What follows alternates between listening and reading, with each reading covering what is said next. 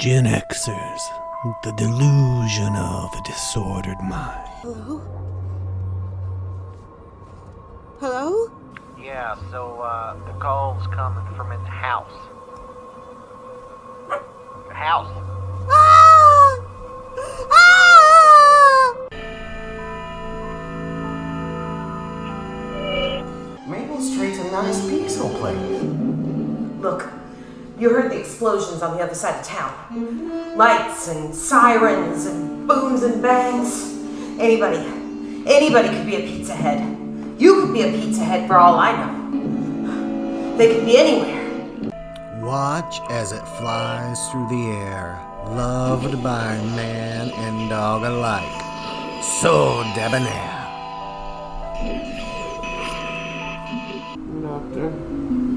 Doctor, do you think it'll work this time? I don't know.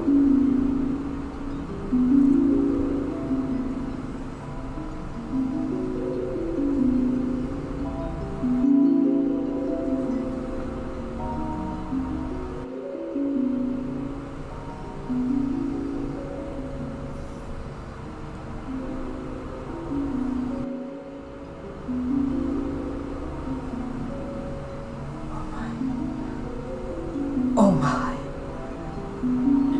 Oh. Doctor? Doctor? Oh dear.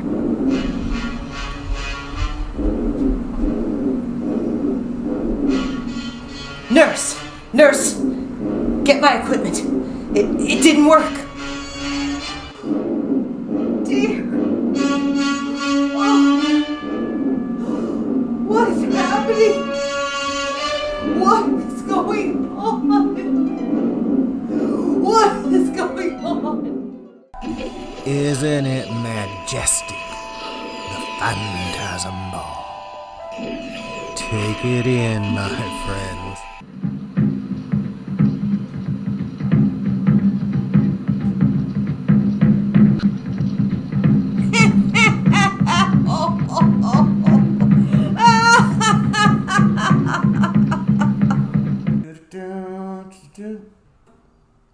Oh, hey, Reg, come hear this new song I'm writing. Hey. I've been sitting here since midnight. I'm gonna be sitting here till noon. 'Cause my baby left me lonely. You know she did. My baby left me blue.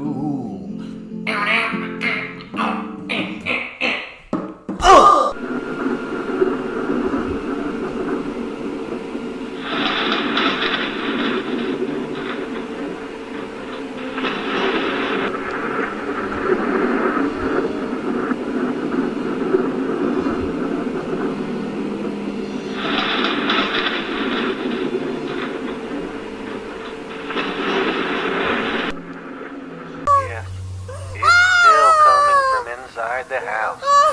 Sorry.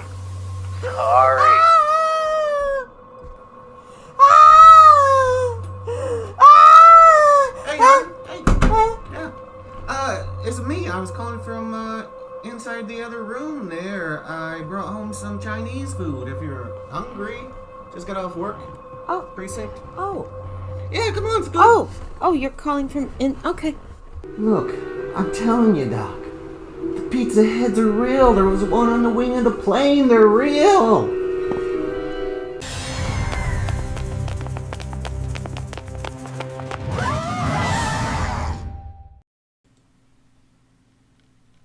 Hey, turkeys, this is Dan and Margie, and, well, I mean, I shouldn't have let that out. I did. I never guessed who we are. I know.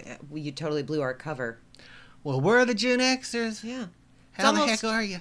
Yeah. It's almost Halloween, guys. We're trying to try out our Halloween costumes. Look, that cold open was, it was a delusion of a disordered mind. It really was. It was quite harrowing. We've been watching a lot of scary movies this month. For you guys, I think we said last time we watched Exorcist 3, which we're going to be talking about at the end of this month.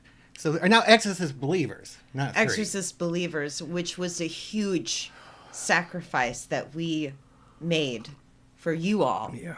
So that you would not have to watch this movie. We're going to tell you all about it. That's on our Halloween special. Halloween night, we're going to do a late for us. We're old people. I mean, 10 p.m. or something show. 10 p.m. Maybe, I don't know. You didn't tell me that part. After them passing out candy. And when you said late, I thought you meant like 4:45. well, I'm talking about that. Boy, we're in our 20s. This is like a rave. We'll be here for about 10 till midnight. So a marathon. Subscribe. We're going to try to get some subscribers. Yeah. What's that called? A subscribe-a-thon? Sure, it is now. Tell your friends. Yeah. And if you subscribe, you could become an official turkey of the Gen-Xers channel, right? Mm-hmm. Yeah. Yeah. I was looking at some of the chat there. Let me see. I noticed that Chris noticed a lot of those Twilight Zone references, or someone did. I love the Twilight Zone. I go back and forth between the Battlestar Galactica reboot that Ron Moore did and the original Twilight Zone as my favorite show of all time. Depends on which one I'm watching at the time. Mm-hmm. Is my favorite. Yeah. Twilight Zone's got a lot of good ones. And I know every year here in this region, I'm not sure if it's, nationwide or anything, but I know in this area, there's always a channel that has the Twilight Zone marathon on like Labor Day or something. It's some odd holiday that they just have this Twilight Zone marathon. So I know every year we catch it, we sit there and watch like 100,000 hours of it. Oh, yeah. Now they're all on some stream, and I'm not sure where, but I know that I just type it in and it pops up somewhere. Yeah, it's magic. It is like magic. Let's see. Besides a couple of bad ones that we're going to review on there, we did watch The Frighteners. We wanted to cover that last week. We weren't able to make it, unfortunately. But we just talk a little bit about it right now. It's good, right? It's got it's got my favorite 80s actor, probably Michael J. Fox. Absolutely. Yeah. Doc Hollywood. Yeah. Great, by the way. He's got a bunch of Teen Wolf. Yeah, I like Teen Wolf quite a bit. You like Teen Wolf a lot. Back to the Future, come on. Michael J. Fox was great, and is great. This was a little family gem. It came out actually in '96, and it was directed by Peter Jackson. It's called The Frighteners. Stars Michael J. Fox, and I think Dee Wallace is in there as well. It's a fun story. It's got a little bit of funny. It's got a little bit of creepy. We actually screened it with our nieces and nephew. And, I'm going to speak directly to you, Disney. Young people can and do appreciate a good story, and it can hold their attention without 15-second scenes that cut to another 15-second scene and this and that. Our family members, when they watch this, they asked questions. They were cheering the hero. They were booing the villain. They were, they were really into the story. They loved the story. So yeah, I'm speaking to you. Like, good stories are a draw when it comes to movies and to books. So we don't have to, go here, there, and everywhere, Cocomelon, to get people's attention if you have just a good story. And this is a good story. According to, I'm just going to sum it up for you real fast. We're not going to spend a whole lot of time on this because we do have a deep dive of Phantasm that's fantastic. Did you get that? I did. Basically, to sum it up, this is what IMDb says about this movie. After a tragic car accident that kills his wife, a man discovers he can communicate with the dead. And he uses that gift to con people. However, when a demonic spirit appears, he may be the only one who can stop it from killing the living and the dead. Ooh. Doesn't that make you want to watch that movie? You should. It is really good. It's funny. It's cute. It does have some creepy moments. It's really well directed, obviously, as Peter Jackson. One of his first movies, if not first, maybe? That I don't know. I didn't research that part of it. Do you think Michael J. Fox would have been a good Frodo? I don't know. Great Frodo. I think so. I mean, He's great in everything else. Big I don't Frodo see why right now. not. It's Alex P. Keaton you're talking about, man. Yeah, Alex P. Keaton, man. I watch that show all the time. Boy, it's been a busy week. My arthritis is... You ever hear that Pink Floyd song, Comfortably Numb, Marge? Yeah. I don't really relate to that song except one line. Okay. What's the line? My hands felt like two balloons. That one. Do they feel like two balloons right now? You did a kinda. lot of editing this week. You did a lot of editing. You always do. Well, I mean... You know. These people aren't here to hear me complain about that. You got anything to complain about? You want to complain about? No, I don't think so. I'll try to think real hard and see if I can come up with something, though. No, I'm happy because Halloween is coming up. We got a couple more weeks till Halloween. One of my favorite holidays because it features candy prominently. We are going to go and pass out candy on my mom's porch because they have tons of kids that come over there. We don't really have kids that come over here. And we're going to go dress up and we're going to have fun and pass out candy and be big goons on Halloween. We're going to come back and do our all-night live stream marathon. Yeah. All night? From Or just 4:45 to 5? At least from 10 till 10:20. 10 to 10:20. It'll be great. Look, we're flying by the seat of our pants here, folks. I got to try to get a better way to get these comments to where I can read them while we're doing this. I know a few of you have channels, so if you could just give me some advice here. Like, how can I just see it on OBS? Oh, God, this is the oldest thing I've ever done live on TV.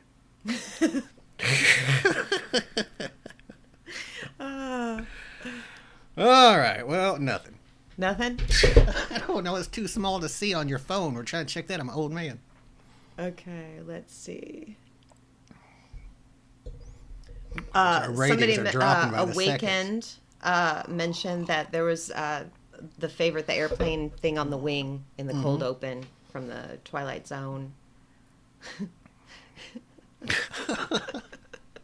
No, we're glad you guys could join us. It has been a really busy week, and we've just kind of been flying by the seat of our pants and doing what we can. Well, you had a doctor's appointment. You had to take a few people's doctor's appointments and just, I mean, all the typical middle-aged stuff. and work and, you know, all that stuff. All the stuff that's not fun. But we're here to have fun.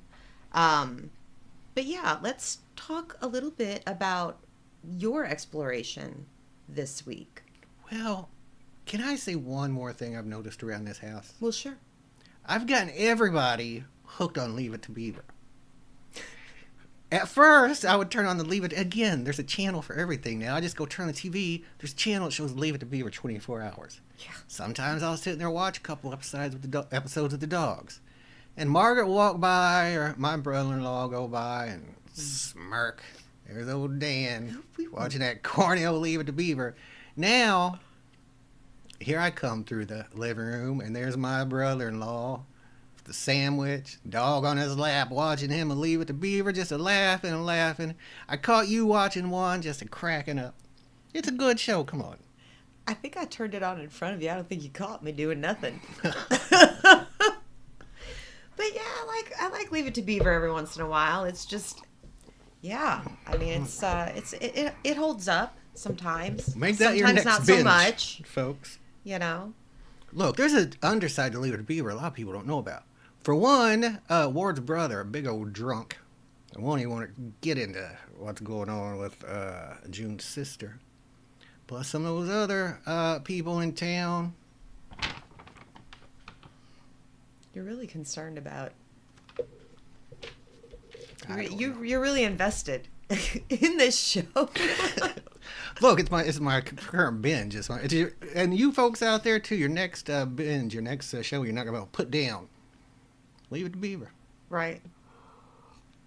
You start it up. Next thing you know, 4 or 5 hours would have passed. You just can't wait to see what happens next. I will say, there's come a time where Beaver's antics go from being cute to it just seems like he's a pretty dumb kid. Like as he gets older, like when you're about 16 and you're still saying, "Can you explain this to me, Wally?" What is Coscarelli? You know, that sort of thing. You're like, son, you're 14. You should know that. Yeah, you had a driver's license for 2 years. Right. Beav. Right, yeah. All right. Yeah, no, I think that's going to be the hot new show that's going to take off. It is. Leave it to Beaver. Yeah, absolutely. Let's talk a bit about Phantasm, hon. Okay. When did I first force this movie onto you? Nigh on 30 years ago, Dan. Probably early on in our marriage, because I had to see Yes. if you were a keeper or not. Right? Now, I force it, like any show you like a lot, you try to make people, or you don't try to make it, but if you think someone might like it or whatever, you watch it with your friends. Yeah. Very few have made it through. Very few have enjoyed Phantasm. And maybe one I've met along the way, maybe your sister enjoys it to the extent that I enjoy it. Right. So what was your very first impression? My very first impression was that it, you know, it was kind of hard to follow at first. I mean, it was kind of hard to follow, I think, because of some of the editing cuts that he had to make and the choices that he had to make to leave on the editing room floor. And I kind of didn't, like, I guess I appreciated it in a way, but I also made fun of it in a lot of other ways. Because, you know, there's some cheesy 70s stuff going on in that movie, and we've parodied it. You know, in the cold open, you can see we've parodied that show. We thought there were some scenes in it that were pretty funny, and the way that they did it. So yeah, I thought it was an okay movie. I thought it had a lot of comedic value. I learned to appreciate more and more of it every year as I watched it the 6 annual times that we would watch it every single year since I we've watch been it about married. once a year. Yeah. And about once every 4 or 5 years, I watched the entire run, 1 through 5, which you've only made it through once, I think. No. Maybe twice. No. Maybe 3 times. I've made it through 3 times. I made it through your... But all your questions were answered by the end, right? Not at all. No. No. It is a surreal movie. It's a cult classic. It's influenced a lot of directors have liked it. Wes Craven was influenced by it. J.J. Abrams liked it so much he remastered it, 10 years or so ago. He made the first one for $300,000, made $12 million, got picked up by a major studio for part 2, and they made him cut out all the weird stuff. So part 2 is totally different. And then it flopped, of course, because everyone who wanted to, who liked Phantasm, liked it for the weird stuff, right? I mean, by the time Phantasm 2 came out, the slasher genre was in its prime. It was, at its height. So the studio wanted to make it more like Freddy and Jason and whatever. So Phantasm 2 is a mixed bag. After that, it goes back to be purely independent. And that's one of the things I love about it is I just love any director who can do cool stuff on a low budget. I don't know. Would you consider Phantasm a slasher flick? No, I don't know how to Yeah. categorize it. It's horror, sci-fi. Yeah, I definitely wouldn't classify it as a slasher flick, even though if you know anything about Phantasm, if you know one thing about Phantasm, it's probably that little ball flies through the air, sticks in your head, and blood comes gushing out. Or the tall man, but yeah, probably that flying silver ball. But I mean, it really doesn't figure as prominently as you would think, and there's a couple of scenes where that happens, but I wouldn't classify it as a slasher flick either. Well, I've got a deep dive on it that I've been working on for a couple weeks here, and I've had the idea about it for a long time. It's a pretty deep, it's pretty kind of a lit criticism. I put some of my old, academic hat on for this thing. It's a little on the long side, but I hope you enjoy it. So here we go. The first time I saw Phantasm, I was a kid, probably around 11 or 12. It came on Friday Night Frights, this show that used to come on local TV late at night back then. My brother, who was about a decade older than me, had already seen it at the drive-in. I've already talked on here before about how I'm Gen X and my parents didn't really care what I watched, so we stayed up late and we watched it. Now, I was no horror novice at this point. Slasher stuff was just hitting its peak, and I'd seen all of it available to rent on VHS. And I'd been scared senseless by The Exorcist just a few years earlier, another movie I watched with my brother. But I'd never seen anything like Phantasm. This movie wasn't as simple as a silent lunatic stalking teenagers. You had to think about this thing. It was horror, it was sci-fi. The monster in this basically has the powers of a god. But more than anything, I felt it on this primal, instinctual level, man. In an interview with Dread Central, the director, Don Coscarelli, said, "I wanted to make a film that would play out like a nightmare. Something that would stay with the viewers long after they left the theater. The idea was to tap into primal fears and create a sense of unease that was hard to shake." He did. This thing is a Jungian nightmare. The horror on display here is cosmic and archetypal. It's an adolescent fever dream brought on by trauma and grief. Not only that, it scared the crap out of me. For some reason, the tall man, played by the great Angus Scrimm, frightened me in a way no Jason or Michael Myers ever could. He was omniscient, all-powerful, and coldly logical in his dealings. He looked like a preacher or something? The ultimate authority figure gone bad, I guess? He was the answer to the question, what if God was a bad guy? And that was a lot for my brain at the time, and I loved it, to be honest. It stuck with me, though. I had nightmares for a few weeks. Every once in a while, my brother would jump out from behind the corner and yell, "Boy!" and scare the bejesus out of me. To both of our delights, of course. Unfortunately, it wouldn't be that much longer until real horror unfolded for me. My brother died suddenly in a car accident. From the moment my dad told me on, everything did become surreal and dreamlike for a while.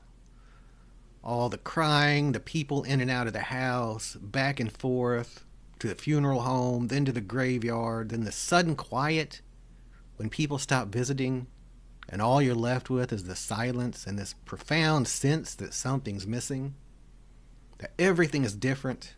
I guess it's the kind of trauma families can learn to deal with, but they never really get over it. I mean, yeah, things are never really the same again after that. Doesn't mean they're never good again, just that they're never the same. So then, is it any wonder that Phantasm became a mirror for my own grief? A way to process a tragedy that felt just as surreal and incomprehensible as the film itself. That's what we're going to talk about today. But I'm also going to make the argument that this just isn't a great film for personal reasons, but it's a great film in its own right. I mean, at the very least, by the time this is over, I hope you realize that there is nothing else like Phantasm. The history behind the making of Phantasm is pretty interesting, but I'm only going to touch on it a little bit here to set up my overall analysis. But that information is out there, and you can find it. In 1977, a young Don Coscarelli holed up in a cabin in the woods and started writing the script to Phantasm. It was inspired by a nightmare he had as a teenager where he was being chased by a flying chrome sphere. I have no idea what the writing process was like, or how long the final script was, page-wise, but the first cut of the movie was over 3 hours long, and what I wouldn't give to see that. But apparently most of it's been lost. Some of the footage was used in later films, but I guess most of it's gone now, and we'll never see it. Now, he did cut it down to a perfect, in my opinion, 89 minutes. So there's probably no way I could like the longer cut more than I like this version, but I'd still like to see it. Is independent filmmaking at its most independent? Financed by his father, a few other investors, and himself, the movie cost $300,000 to make, but would end up making $12 million, and spawning a decades-long franchise that just kept getting stranger and stranger. But that's for another time. I will get there, but for this video, it's all about the original, which really is a little different in tone and atmosphere than all of the following sequels, although the later two did bring some of that back.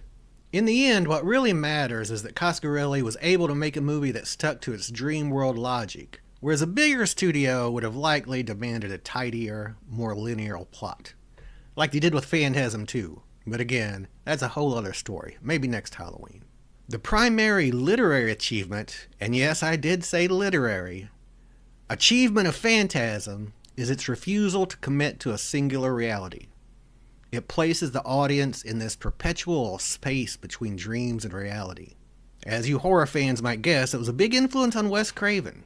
Compare the end of Phantasm to the end of Nightmare on Elm Street sometime. The narrative is focalized almost entirely through the perspective of 13-year-old Mike Pearson, a character undergoing profound psychological trauma following the death of his parents. His resulting obsessive surveillance of the Morningside mortuary represents his desperate attempt to conceptualize and control the uncontrollable force of death. In fact, this movie is saturated with death from the very start. Right away, we learn that Jody and Reggie's friend Tommy has died. Jody mentioned that he didn't take Mike to the funeral because of how bad he took his parents' death. They all think that Tommy, took care of himself.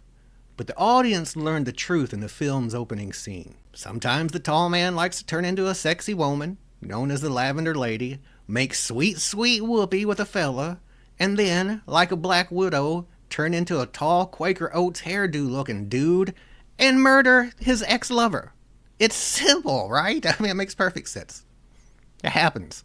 In this brief, shocking scene, and I'm sure it played well in drive-in theaters. I mean, that's where this was a big hit at, right? But it is more than just schlock and shock. It introduces a potent thematic layer. Since we've already brought in Carl Jung, we might as well get a bit Freudian with this thing. This moment connects adult sexual intimacy directly to mortal danger and surrender. In the context of Mike's trauma narrative, this suggests that the inevitable progression into adult experience, including intimacy and emotional complexity, is inherently fraught with risk, a risk that the tall man is ready to exploit. It communicates to Mike's subconscious that the landscape of adulthood itself is perilous and ultimately corrupt, further reinforcing his psychological need to remain in an arrested, fearful state. It's also just a seriously surreal and weird way to start a movie, man. Right away, you know you're watching something different. And let's face it, Mike is right at the age where there's about 1 billion hormones overflowing, a lot of mental, physical, and changes going on, and then he has to deal with the trauma of sudden death. It's not a good mixture. Of course, the nightmarish fever dream of a grief-stricken 13-year-old is going to confuse things.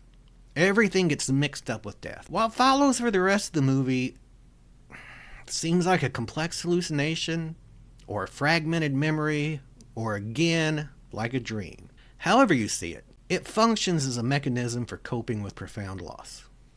Study after study has shown that trauma shapes our memories in profound ways. First, we're very unlikely to remember a traumatic situation correctly to begin with. According to the article, Memory Distortion for Traumatic Events, The Role of Mental Imagery, by Darren Strange, yes, I'm assuming Dr. Strange, and Melanie K.T. Takarangi. Please forgive me if I mispronounced that. People's memories for traumatic events are easily distorted. Importantly, memory distortion for traumatic events appears to follow a particular pattern. People tend to remember more trauma than they experienced, a phenomenon referred to as memory amplification. Unfortunately, memory amplification carries real consequences. The more amplification people demonstrate, the more they are likely to report the re-experiencing symptoms associated with PTSD, such as intrusive thoughts and images. While most things take tremendous effort to learn and remember, our bodies and minds learn trauma on their own, especially when it happens to us when we're younger. Those memories are stuck there, keeping us in flight or fight mode nearly non-stop. PTSD is incredibly hard to shake. It's often a cyclical nature of reliving the trauma, reacting to the trauma, thinking you've taken steps to get past the trauma, or bearing it with booze or whatever, only for it to rear its ugly head again. Almost like it's unkillable. Remind you of anybody? Boy! Before we get back to him, though, I'd like to take a moment to note some of the different, and frankly amazing considering the budget, ways Coscarelli turned this film into a nightmare. Low budget and rented equipment or not, it's artfully shot. Take a look at this scene where Reggie's truck is turned over. That looks like a Spielberg shot, man. Or check out this hellscape. Or every scene in the mortuary, with its white marble walls or antiseptic atmosphere, looks creepy and wonderful. The director knew how important getting the look of it right was going to be. In an interview, he said, "We knew we were going to have a lot of scenes in that mausoleum. There was a gorgeous mausoleum in my hometown, but there was just no way we were going to get in that place and shoot all shotguns and splatter blood on the walls. So we just decided to build it. We rented this small warehouse and we got these 3 guys who were like the art crew. Then my mother, I guess she was the production designer, she found this contact paper that had a marble texture that people could use for lining drawers or whatever. And we bought cases of that stuff." Get kind of complicated for a second. Phantasm is a pioneer of liminal horror. That's a subgenre of horror defined by the use of a transitional or threshold space to evoke uncertainty, disorientation, emotional tension. You know it when you see it. Gen Z seems to love this stuff, and they post pictures of it all over the place. Here's one of the most famous ones. They got it all over the TikToks and whatnot. Now that I think about it, Phantasm would be perfect for you Gen Zers. If you're Gen Z and you're watching this, hey, go watch the Phantasm. You can thank me later. Now, I'm going to ask you to excuse me a moment as I put my overpriced degree and thousands of dollars of student debt into just a little bit of use. Phantasm is set in a smallish town in Oregon, and the town itself exists in a liminal space.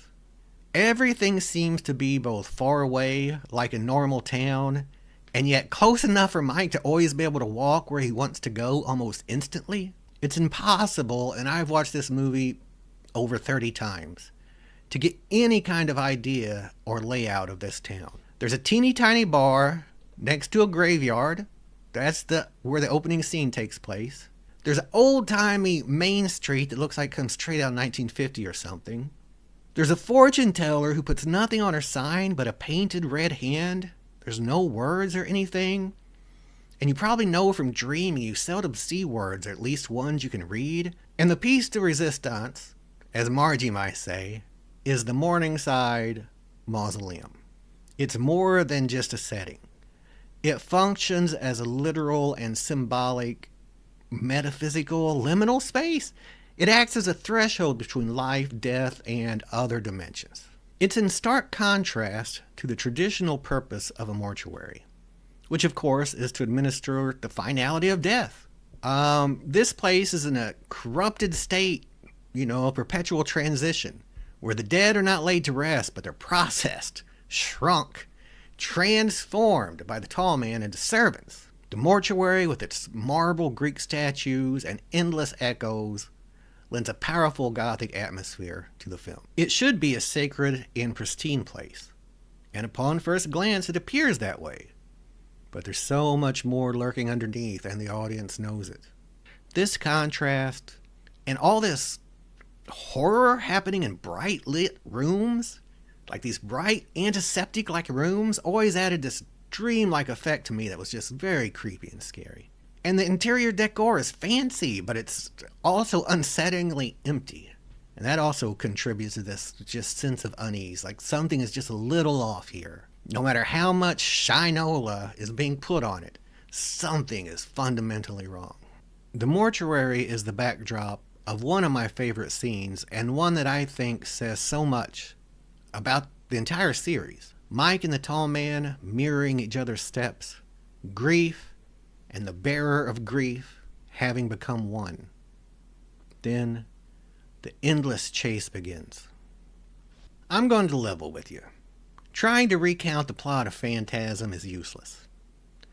Basically, the tall man has the same origin story as Rick from Rick and Morty. He built a machine that would create a portal that would take him anywhere in time and space, and the first time he stepped through it, he came out the other side an immoral, at best, God, whose actions, need, and motivation seemed well beyond that of mortals. Gemini mornings never miss coming back. And so as one does, he moves into a small town in Oregon to open up a mortuary. Why would a cosmic horror do this? Why, to kill everyone off and process their body into dwarf servants, of course. I thought we'd already made that clear, man. Why does he need dwarf servants? To make more dwarf servants. Look, like I said, His motivations are unknowable. He is the tall man. He's infinite, and he exists in every incarnation of the multiverse. Oh yeah, buddy, there's a multiverse. And it was before multiverses were cool, but not in the first movie, so I'm getting ahead of myself again. Sorry. All you need to know is that he's killing people in town. Mike finds out because he's always hanging out at the mortuary. The rest of the movie is him, his brother Jody, and Jody's best friend Reggie trying to put a stop to it. Oh, and there's Myrtle. She's just there for a second. Never introduced, never mentioned again. I think she lives in the house with Mike and Jody, or at least she's a housekeeper there part-time or something. I don't know, man. It's a fever dream. And there's, Myrtle. There's Myrtle. She was the boy's housekeeper. At the heart of the movie is the relationship between Mike and Jody. Mike is a little obsessed because of the death of his parents, but overall, the relationship is good. Jody seems to respect Mike. The similarities between me and my brother were uncanny. The same age difference.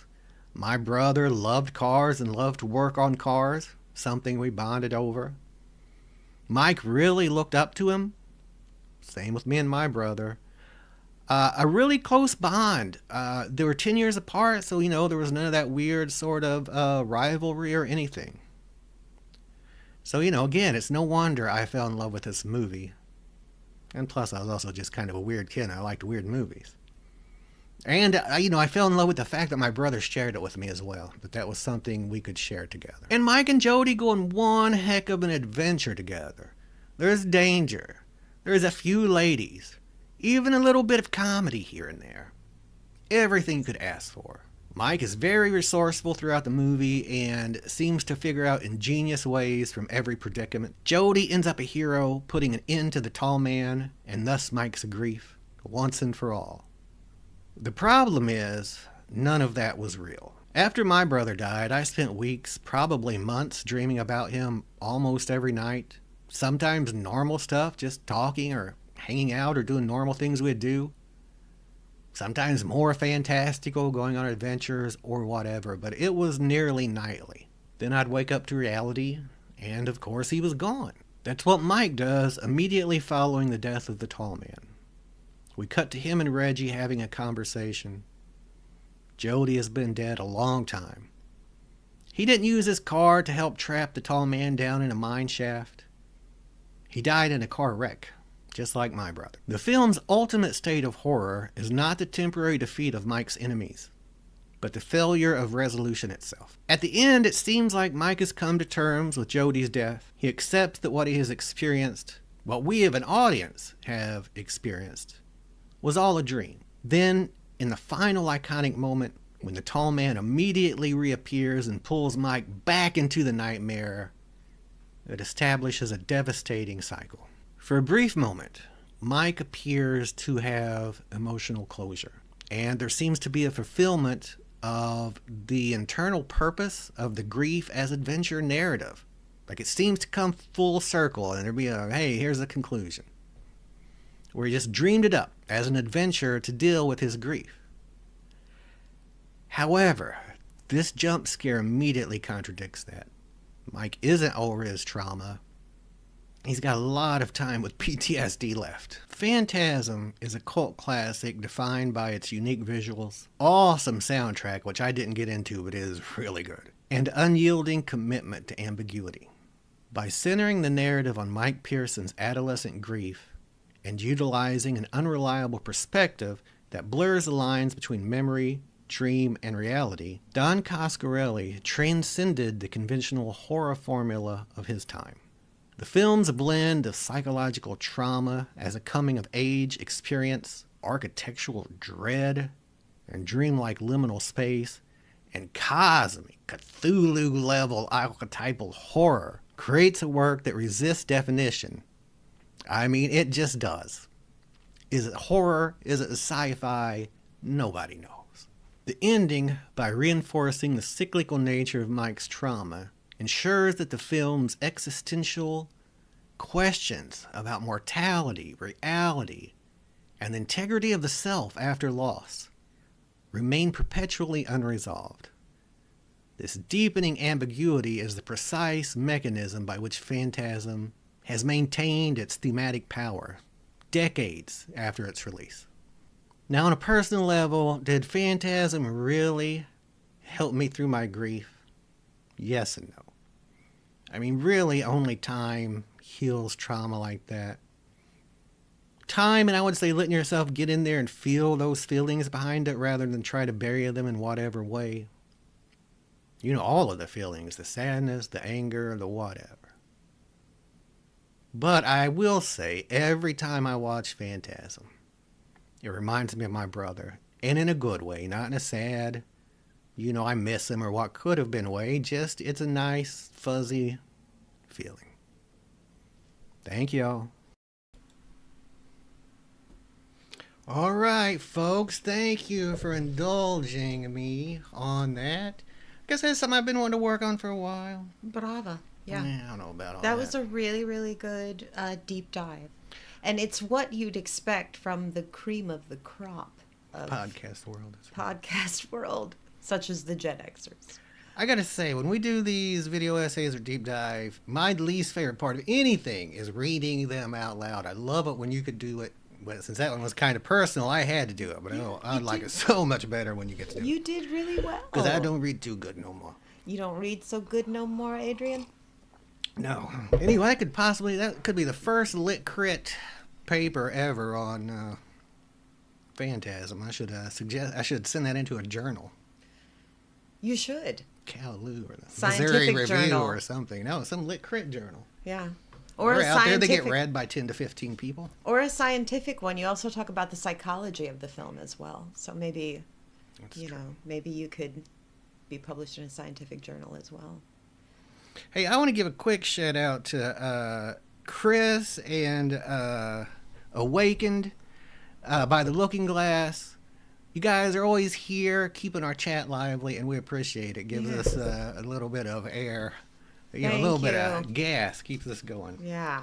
I talked about forcing this movie on friends and family. I forced it on my daughters to varying degrees. One will tolerate it. And she made me this for Christmas or Father's Day one day, based on that little skit thing we made, just being silly at one point. Yeah. Watch as it flies through through the air, loved by man and dog alike. She painted that, yeah. The other daughter, when she knows it's anywhere near Halloween and we might be watching Phantasm, we just don't see her or hear from She her. skedaddles. Yeah, whatever.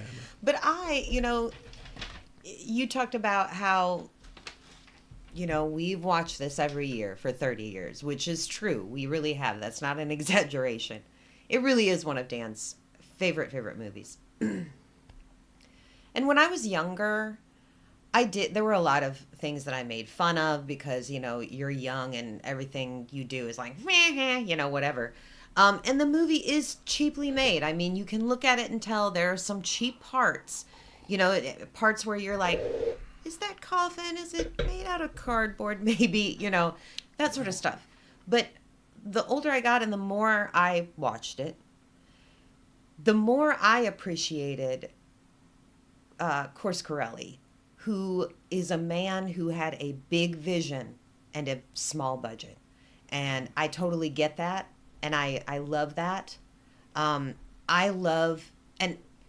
what's really, really cool is not only did he have this giant vision with a teeny tiny budget that he made work, but he also is an artist. There are shots that are very much Spielberg. That shot with the ice cream truck turned over on its side and the light shining from the back, and it's very stark, and you see the silhouettes. Very, very cinematic. Yeah. There, you could go through the movie, and I was watching for these shots, especially this time because I kind of wanted to keep track of them. You could probably pause this movie every 10, 15 minutes maybe, and just pause it, take a picture, and there's a poster for Phantasm. The shots are just that well thought out. And they're very minimalistic because he didn't have a whole lot of budget, but he does a whole lot with lighting, with that undeniable soundtrack that puts you right in that dream, with just the shots, the angles that he's kind of coming at with the cuts, although I know that he had to cut more than he probably wanted to for that final cut. But yeah, I really appreciate it the older I get, what he did on such a little budget. Yeah, no matter what you think of it in the end, you've got to admit it's not a cookie cutter movie. It's different than probably anything else you've seen for sure. And if you go through all 5, which hey, next Halloween I'm doing Phantasm 2, and we'll just, God willing, and the creeks don't rise, I'm still alive. We'll get all the way to part 5 in 5 years. By then we'll have 3,000 subscribers. That's right. Right. No, we will have done the subscribe-a-thon on Halloween. So we're going to get like probably at least 5 more. 3 or 4. 3 to 5 more. So. Hey, Jack. Tell them what you're going to be talking about next week. One of your favorite Halloween movies. Oh, yeah. I'm going to be talking about Pumpkinhead. What are they? I don't know if you guys know that movie. It's, I mean, it's not a super well-known movie, I don't think, although it has a cult following. But yeah, Pumpkinhead, we're going to be doing next week. And that's a really good movie. But I'm not going to be doing a deep dive or anything like this, like a psychological or a literary breakdown of the thing. I'm just going to tell you why I like Pumpkinhead. I haven't seen Pumpkinhead in a long time, so I'm looking forward to rewatching. I do remember liking it, but it's good. Yeah. It's real good. There's the main actor in there is I think Lance Henriksen. He's the dude you got to pay attention to. Like, he just chews that scenery left and right. If you follow him around that whole movie, you're gonna have a good time. He sells the whole thing. All right. It just sounds good. I look forward to it. Hey, we're still looking for true scary stories to share with you during our scary subscribe-a-thon or whatever. Mm-hmm. So if you got any true ghost stories, or if you just want to do like some of my ex-students used to do when writing an essay and pretend like it's true but make it up, I don't care as long as it's good enough. How am I going to know? Just post them below. Post on any video, anywhere. Email it to us, whatever. We'll read it out loud. We might even make a little video out of it if there's time. Something, I don't know. Yeah. Help us out with our content. We'd love to tell your stories. That would be cool. Yeah. We're going to add a few of our own. And we're going to be talking about all kinds of stuff on Halloween. Mm-hmm. You just never know. You're just going to have to see us then and bring your friends and have a subscribe party. Right, Dan? That's right. Right? Yeah. It's a big thing now. You should do it. Marge, you got anything else to share with our friends here? I don't think so. I don't think so. I think that was, like I said, I appreciate your essay. Sure. And I appreciate you guys, our viewers. I do too. It's always a highlight of my week doing this thing live. Yeah. We have a lot of fun doing this. We appreciate you guys coming back and seeing us. And please come back and see us again and turn on that notification, because you just never know what we're going to be talking about. Although this month it's going to be about Halloween, probably. Yeah. Goodbye, everybody. Bye, guys.